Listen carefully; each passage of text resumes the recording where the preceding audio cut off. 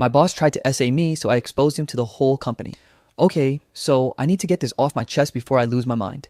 I just started this new marketing job in the city, and honestly, it felt like the kind of opportunity I've been waiting for my whole career. I'm Emily Carter, 27, and for the first time in a long time, I actually felt like I was stepping into a place where I could, I don't know, do something meaningful without constantly looking over my shoulder. I know that sounds dramatic, but anyone who's been stuck in a soul sucking office for years will get it. The company is called Brightwave Marketing, and from the moment I walked into the lobby, my boss tried to essay me, so I exposed him to the whole company. Okay, so I need to get this off my chest before I lose my mind. I just started this new marketing job in the city, and honestly, it felt like the kind of opportunity I've been waiting for my whole career. I'm Emily Carter, 27, and for the first time in a long time, I actually felt like I was stepping into a place where I could, I don't know, do something meaningful without constantly looking over my shoulder. I know that sounds dramatic, but anyone who's been stuck in a soul sucking office for years will get it. The company is called Brightwave Marketing, and from the moment I walked into the lobby, it screamed corporate, but not soul crushing. Polished floors, glass walls, a faint smell of coffee that wasn't completely artificial. Basically, the kind of place where your parents would nod approvingly and say, yes, this is a respectable job for a young woman like you. First impressions matter, right? I remember the first few minutes vividly. The receptionist, a cheerful woman named Jenna, welcomed me with a bright smile and gave me a tour. She introduced me to the staff, most of whom were busy typing away or sipping their lattes while wearing that perfect, I'm professional but casual outfit that makes you instantly insecure about your own wardrobe choices. I nodded politely at everyone, muttering my name like a proper adult, trying not to trip over the floor mat. Classic first day energy. The team I'd be working with was a mix of people in their late 20s to mid 30s, and they seemed genuinely nice. There was Rachel, a marketing strategist with a knack for making everyone feel like they've been friends forever. Then there was Derek, the analytics guy, who had this quiet, sarcastic humor that somehow made statistics feel interesting. And of course, the ever-present coffee machine, which was basically the lifeline of the office. I could already tell it would be my best friend. Then came the moment that I knew would define the entire first impression scenario. Meeting my boss, Greg Thompson, a man in his early 40s with a tailored suit that looked like it was crafted by angels and a smile that was unsettlingly perfect. I don't know what it was, but the way he shook my hand, looking me directly in the eyes, sent a tiny, unplaceable chill down my spine. Welcome to Brightwave, Emily, he said smoothly, voice deep but friendly, like the kind of voice you expect from a polished talk show host. I've heard great things about you. We're lucky to have you. I smiled, nodded, and probably stuttered something dumb. Classic first day me. Greg gave me a quick tour of my department, introducing me to a few more people whose names I immediately forgot, because honestly, my brain was trying to catalog charming boss in the back corner and failing miserably. He leaned in slightly, just enough for me to notice the faint scent of some cologne, strong but not overpowering, and made a few offhand comments about how excited he was to have someone with my talent and energy. I remember thinking, why does that feel off? It didn't hit me immediately, of course. I was too busy being thrilled about my new job, my own little desk, my computer that actually worked, and my first ever task, creating a social media strategy for a client whose budget made me slightly giddy. I mean, this was everything I'd been working toward. The first few days were, well, normal. Everyone was nice, meetings were productive, and I started to get the rhythm of the office. But then I noticed the little things. Nothing alarming at first, just a glance that lingered a second too long, a question about my weekend that felt strangely probing, a comment on my outfit that made me feel self-conscious in a way that wasn't professional. I tried to brush it off. I mean, I'm an adult. I can handle a compliment, right? And maybe I was overthinking things because I was new. That was the narrative I told myself repeatedly. Emily, relax. You're imagining things. But the first big red flag appeared on Thursday. I stayed late to finish a client pitch deck because I'm apparently addicted to stress and caffeine. Greg popped by my desk, claiming he just wanted to see how I was settling in. At first it was fine. He gave me feedback, which was actually helpful, but then he started hovering. Not like someone checking a report, but hovering. Leaning against the edge of my desk, standing uncomfortably close, asking personal questions about my life, my plans after work, my real ambitions. I laughed it off, of course. I had to, but my stomach was doing that nervous, something is off flutter. Then out of nowhere, he said, you know, Emily, it's rare to see someone so talented and so captivating. I hope we're going to be spending a lot of time together. I froze for a second, not sure how to respond. I wanted to say, excuse me, but instead I smiled politely and muttered something about the project deadline. He smiled back, too wide, too knowing, and left. I told myself I was overreacting. Maybe he's just socially awkward. Maybe I'm just imagining things. But deep down, that little nagging feeling refused to go away. The next week, things escalated in subtle ways. He would stop by my desk more frequently than necessary. He had this habit of lingering after giving instructions, like he couldn't leave until I responded personally. He asked about my personal life again, weekends, family, dating, and I started keeping answers brief. Then came Friday evening. I had stayed late again. My own choice, I admit, because I actually enjoy my work. And I was nearly done with a campaign proposal. The office was quiet. Lights dimmed in most areas except for a few desks still occupied by late night stragglers. I heard the soft click of heels on the floor and looked up. Greg, of course. He leaned against the doorway of my little workspace, holding a mug of coffee like it was completely natural to interrupt my focus. Still here, Emily? Burning the midnight oil, huh? He said, voice casual, but there was something in his eyes. A glint that made me shiver. I nodded politely. Yeah, almost done with this pitch, just putting the final touches on it. He smiled slowly. I admire your dedication. Not everyone works like you do. I smiled back, trying to hide my discomfort. There was a part of me that wanted to leave immediately. Another part, the logical part, told me to stay calm. Don't make a scene, just finish your work and leave. But then he stepped closer. Not dangerously, but enough that my personal space felt invaded. I felt my stomach nodding again. That familiar unease. I like seeing you so focused, he said. It's inspiring. My hands trembled slightly as I clicked through slides on my laptop. I couldn't exactly articulate why his presence felt so wrong, but it did. Something in the way he looked at me, leaned in, lingered. It wasn't professional, and I knew I couldn't let myself be alone with him in situations like this. Finally, I finished the last slide and forced a smile. All done. He nodded, watching me intently. Good work, really, Emily? Let's grab a coffee sometime next week just to talk ideas. I nodded, forcing politeness. Sure, sounds good. My heart was pounding, and I left my desk immediately after he turned away, nearly tripping over my own feet in the process. Walking to the elevator, I tried to shake it off. You're imagining things. He's just awkward. That's it. But the gnawing feeling in my gut wouldn't let me. As I reached my car in the nearly empty parking garage, I took a deep breath and thought about what I'd just experienced. It wasn't anything I could point to and say, yep, that was harassment. Not yet. But it was a warning sign. And I had a feeling that if I didn't pay attention, that warning sign could turn into something much, much worse. So I told myself a little mantra that I would repeat silently for weeks to come. Stay alert. Trust your instincts. Don't let anyone make you feel unsafe at work. And that, my friends, was just the beginning of my first week at Brightway Marketing. I went home that night, excited for my new role, but with the unmistakable feeling that something in this perfect company wasn't quite right. Little did I know that uneasy feeling was just the calm before a storm I never saw coming. I should have seen it coming. Honestly, the first week had some weird little moments that I brushed off. But by the second week, it was undeniable. Greg wasn't just socially awkward or overly complimentary. He was crossing lines, subtle, insidious, manipulative lines that made my stomach twist every time I entered the room. It started with the small touches, the ones that could be dismissed if someone else noticed them. A hand lingering on a shoulder while reviewing a document, an arm brushing against mine when he handed me a folder, leaning in far too close during presentations, making comments about my voice or the way I carried myself. Not one of these things individually would have sent up alarms, but together they built a pattern that screamed, this isn't professional. At first, I tried to laugh it off. Emily, don't overreact. He's just odd. You're imagining things. But the more he lingered, the more confident he seemed in these accidental touches. One morning, as I sat at my desk reviewing analytics reports, he leaned over my chair, pointing at the screen. Emily, you're incredible at this, he said, voice low enough that no one else could hear. I mean, really incredible. I don't know how you make it look so effortless. I froze, nodding politely and focusing on the screen. My mind scrambled for a neutral response. Thanks, Greg. I appreciate it.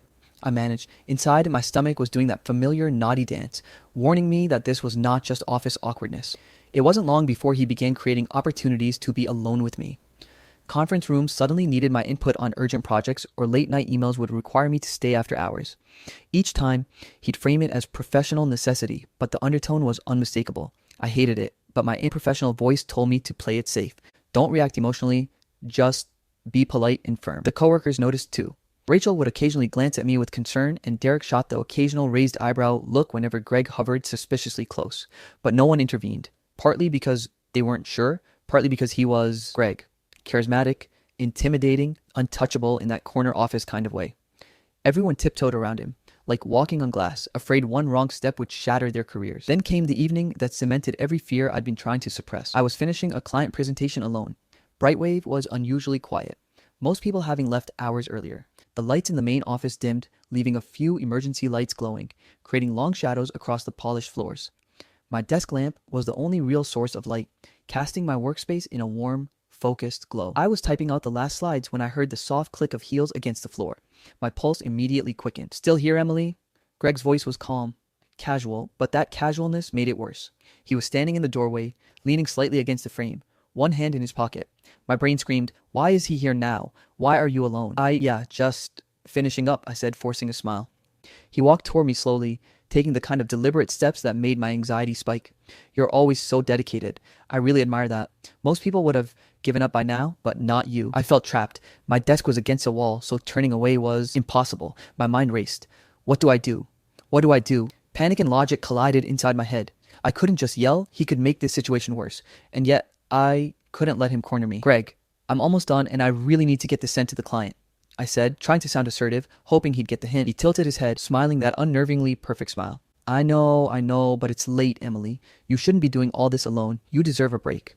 Maybe a little company? No, absolutely not. That was crossing a line I wasn't willing to ignore. I remembered the emergency phone mounted on the wall by the break room, a direct line to the security desk. If I could get there without giving him the chance to block me, maybe I could get help. I forced myself to stay calm, speaking as if everything were normal. I actually need to use the copier in the break room. I'll be right back with these printed for you. He raised an eyebrow but didn't move in the way I expected. Sure, go ahead, I'll just wait here. Perfect. That hesitation bought me a few precious seconds. I grabbed the printouts I had already prepared and set them on my chair. Then, using my best casual stroll expression, I edged toward the break room. Every second felt like an eternity, each footstep amplified in the empty office. As I reached the emergency phone, Greg appeared beside me, far too fast. Emily, what are you... Just making copies, I interrupted, pressing the button and speaking as calmly as possible. Yes, this is Emily Carter. I need immediate assistance in the main office, potential security issue. His face shifted slightly, realizing I had called for help. But before he could react, I slipped out of the break room and ducked behind a storage cabinet near the elevator, heart hammering in my chest. My fingers gripped the edge of the metal shelf as I watched him pace, confused, scanning the office. Within moments, security arrived, flashlights in hand. Greg was caught off guard, stepping back, trying to act like nothing had happened. Security led him away, and for the first time, I exhaled without fear of instant repercussion. I didn't cry, I didn't scream, I didn't even tell Rachel yet. I just sat there, trembling, trying to process what had just happened. The office felt impossibly quiet after the chaos of adrenaline. I felt violated, shaken, and fully aware that my polite first week smiles were not enough to protect me. The next morning, I returned to the office, expecting maybe some recognition that last night had been serious. I thought security would have done something, HR would call me, someone, anything, nothing. Greg was at his desk, typing away like nothing had happened. He looked up at me and smiled that same unnerving smile. I forced a polite nod and went to my desk, internally shaking. The air was thick with tension. I could feel the whispers, the glances from coworkers. Rachel gave me a look of concern, mouthing, "Are you okay?" I nodded subtly, unwilling to discuss it in the middle of the office. Derek gave me a thumbs up from across the room, a silent message that he knew I'd handled it smartly. But the truth was, I was terrified. Terrified that this man, my boss, could not only cross professional boundaries, but also manipulate the perception of those around him to protect himself. Terrified that I had to stay calm, professional, and strategic just to survive in my own workplace. By the end of that day, I realized something crucial. This wasn't just weird behavior. This wasn't just overbearing charm or awkward compliments. This was dangerous, and the sooner I recognized it, the sooner I could start planning how to protect myself. I left the office that evening feeling a strange combination of empowerment and fear. I had escaped, yes, but the memory of his presence, the way he had cornered me, lingered in my mind. I knew one thing with absolute certainty. I couldn't let him get away with this. And that's when I made a promise to myself. I would be smart, I would be cautious, and I would find a way to expose him before anyone else got hurt, or before he tried to turn this nightmare onto me. The line had been crossed, and now the real battle was just beginning. I thought that once I reported what happened, things would start moving in the right direction. I thought HR would take it seriously. I thought Greg might at least get a warning, or that management would recognize the seriousness of being cornered by your boss late at night. I was wrong. The morning after my confrontation with security, I walked into Brightway Marketing feeling a mix of exhaustion, anxiety, and a stubborn determination. I had spent the night replaying everything in my head, analyzing my escape, thinking through every possible step to protect myself. And now, I needed action. Rachel, my unofficial office best friend, approached me as I sipped my coffee. Her brow was furrowed, and there was that familiar hint of worry in her eyes. "Emily, are you sure you want to report this? I mean, you know how Greg is. He's powerful." "I have to, Rachel," I said, voice tight but firm.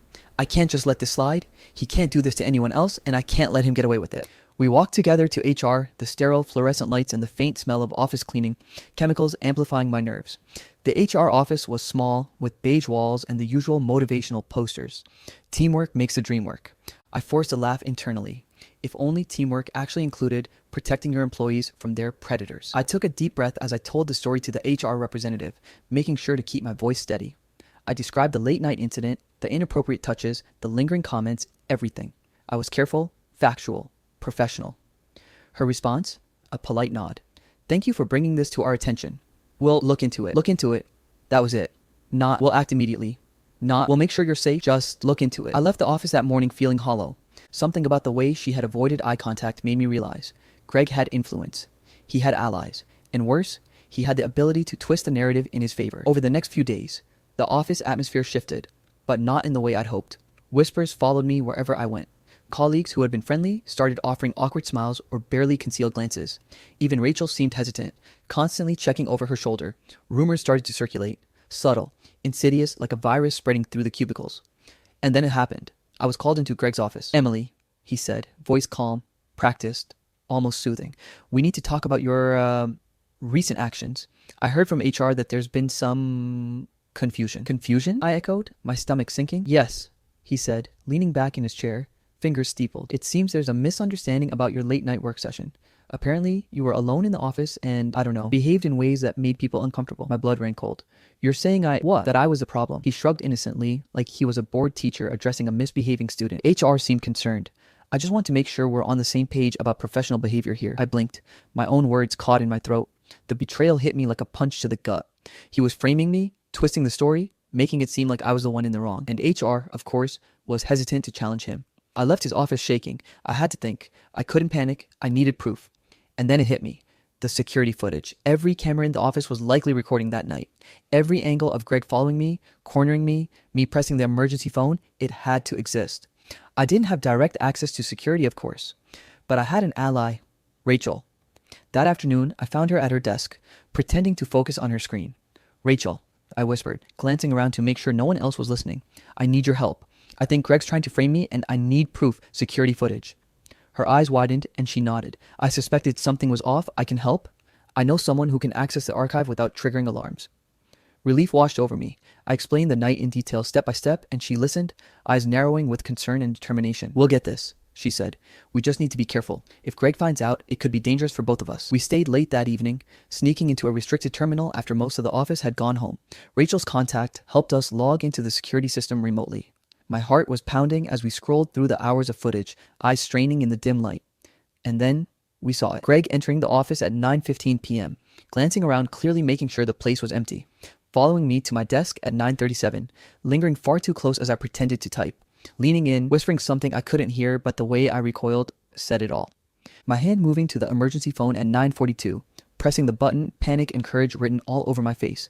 And then the security officer arriving, shining a flashlight, Greg's startled reaction at 9:44. I sat back, breathing hard. We have it, I whispered.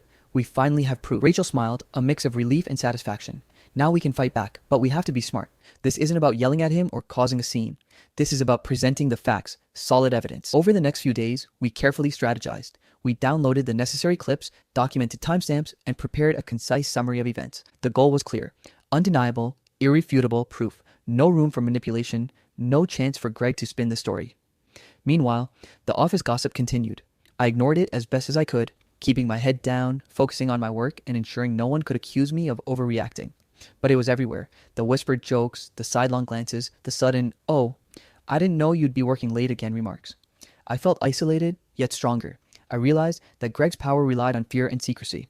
Once I broke that secrecy, his power would crumble. One evening, Rachel and I reviewed the footage one last time. Every angle, every frame, every subtle detail that proved Greg's misconduct was captured. There was no denying it. I finally allowed myself to feel a glimmer of hope. Not the naive hope of a first-day newbie, but the hardened, determined hope of someone ready to reclaim control. And yet, the danger wasn't over. I knew Greg could still try to retaliate, twist the narrative further, or even accuse me of theft, slander, or incompetence. I had to be careful, precise, calculated. By the time I left the office that night, I felt a strange mix of exhaustion and empowerment. I had been betrayed, yes, by HR, by the whispers, by the very system that was supposed to protect me. But I was no longer powerless. I had evidence, allies, and a clear plan. And that plan was just beginning. As I walked to my car under the dim glow of the streetlights, I glanced back at the building. The windows reflected the city lights like silent witnesses. My stomach tightened, not with fear this time, but with resolve. I whispered to myself, barely audible over the hum of the night air, "You crossed the line, Greg, and I'm going to make sure everyone sees it." And that, my friends, was when I realized the real fight had only just begun. By the time I stepped into Brightwave Marketing that morning, I knew today was the day. The day I stopped being afraid. The day I reclaimed my office, my dignity, and my sense of safety. I had spent the past week carefully preparing, organizing evidence, confirming facts, and making sure I had allies I could trust. I wasn't just walking into a confrontation. I was walking in with armor, with proof, with precision. Rachel met me by the elevator, her expression serious but supportive. "Are you ready?" she asked softly. I nodded, taking a deep breath. "I've never been more ready. Let's do this." We didn't waste time. Using internal company channels, we sent a brief, professional announcement, a mandatory meeting in the main conference room at 10 a.m. Everyone, department heads, HR, staff, was to attend. The wording was neutral but commanding, giving no hint of the drama that was about to unfold. By the time 10 rolled around, the room was buzzing with curiosity and confusion. I stood at the front, heart pounding but mind sharp. I looked around at the faces of my colleagues, many of whom had noticed the tension over the past weeks. Some suspicious, some worried, some merely curious. And then Greg. He leaned back in his chair at the conference table, exuding the same polished charm he always wore like armor. "Thank you all for coming," I began, keeping my voice calm, measured, professional. "I know you're all busy, so I'll be brief, but it's important." He raised an eyebrow, probably thinking I was about to make some minor complaint. He had no idea what was coming.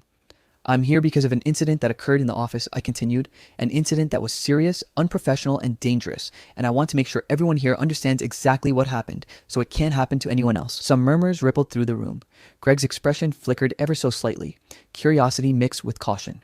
I clicked the remote in my hand, and the first piece of evidence appeared on the projector screen. Security footage from the night he tried to corner me alone in the office. The video showed him entering the office, moving deliberately toward my desk, lingering far too close, whispering as I pressed the emergency phone.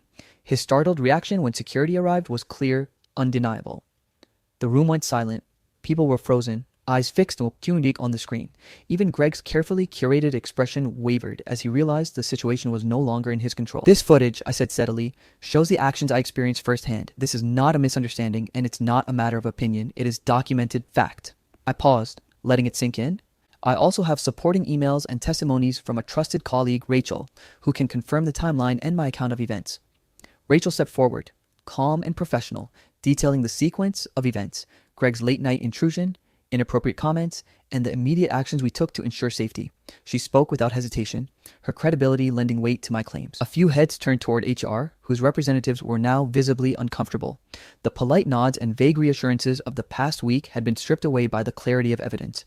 Greg, for the first time, was on the defensive. I think there's been a misunderstanding," he stammered, attempting the charm and confidence he always relied on. But it faltered. The footage, emails, and witness testimony left him with nowhere to hide. Each frame, each documented message was a chain around his carefully maintained facade. I remained calm, maintaining eye contact with the room, including Greg.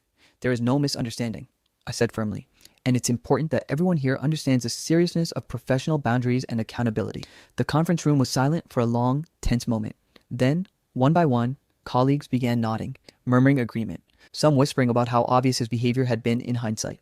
The shift in energy was palpable, support replacing fear, acknowledgement replacing doubt. HR finally spoke. "Given the clear evidence and multiple confirmations, the company has decided to terminate Greg Thompson's employment effective immediately. This kind of behavior is not tolerated, and we thank Emily for bringing it forward professionally and responsibly." The room exhaled collectively. Greg sat frozen, the polite mask of his carefully cultivated persona gone. I didn't gloat. I didn't feel the need to rub it in. Seeing justice served calmly and professionally was far more satisfying than any outburst could have been. As the meeting concluded, colleagues approached me, offering quiet words of support, pats on the back, and congratulations for handling the situation with courage and composure. Rachel stayed by my side, smiling proudly. "You did it," she said simply. I smiled back, a mixture of relief and empowerment washing over me. "We did it," I corrected. I wasn't just talking about the evidence or the confrontation. I was talking about standing up, being smart, being courageous. Together, we had taken control of a situation that could have been devastating. The remainder of the day passed in a surreal haze. HR took formal statements from other witnesses, secured the evidence, and assured the team that no retaliation would occur. Greg's office was cleared, and within hours, news of his termination spread quietly through internal channels. For me, the aftermath was more than just professional vindication. It was personal. I had learned that fear is temporary, that courage isn't the absence of fear, and that intelligence and strategy can protect you even in situations where power seems overwhelmingly stacked against you. By the end of the week, things returned to a new kind of normal. Colleagues treated me with renewed respect. The office environment shifted to a safer, more professional atmosphere, and I finally felt at ease in my own workspace. Rachel and I celebrated quietly over coffee, laughing softly about how absurd the last few weeks had been. But the victory wasn't just in Greg's termination. It was in reclaiming my confidence, proving to myself that I could navigate a dangerous situation, and standing firm in my principles. I felt a renewed sense of purpose, not just in my career, but in the kind of person I wanted to be. Someone who doesn't back down, someone who acts with integrity, and someone who refuses to be intimidated. Looking around my office, the screens glowing softly, the hum of computers filling the background, I realized that Brightway Marketing was now a place where I could truly grow. Not because the job was easy or glamorous, but because I had shown, to myself and everyone else, that professionalism, courage, and intelligence are a combination no one can dismiss. As I logged off for the day, I felt a rare, quiet satisfaction. Greg Thompson was gone, the office was safe, and I had emerged not just unscathed, but stronger. I took a deep breath, smiled, and whispered to myself, I did it. I stood up, and now I'm ready for everything that comes next. And with that, I walked out into the city lights, confident, empowered, and ready to face whatever challenges the future might hold. All right, that's it for today. I hope you enjoyed the story. We have so many more amazing stories coming your way, so make sure you hit that subscribe button. Our goal is to reach 100K subscribers by the end of this year, and we'd love for you to be part of this journey. Thanks for watching, and I'll see you in the next story.